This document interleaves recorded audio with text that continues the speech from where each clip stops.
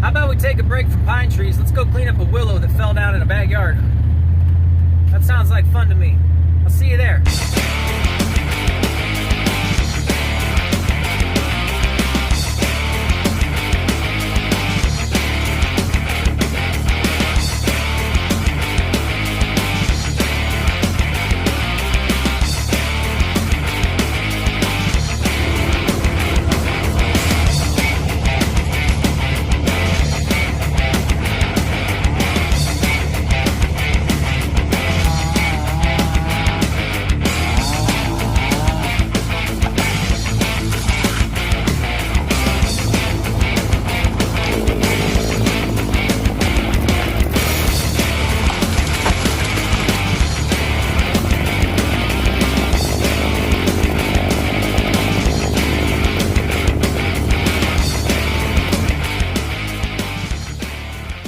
Here's our willow today. They had this big limb snap out on this side. Everything missed the house, so that's a big plus. But check out how rotten this is. Man, there ain't nothing left of it.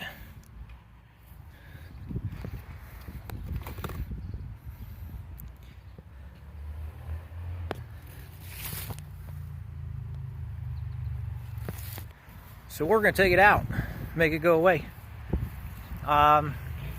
Let me turn you around here. Now we'll start and get this ground cleaned up. Most of these limbs, we have plenty of room to just fall them, but there's just a couple on this side here that overhang the shed a little bit. I think I can get them without having to climb it. We'll see. I'm still thinking about that. But we're getting set up here, so let's get going.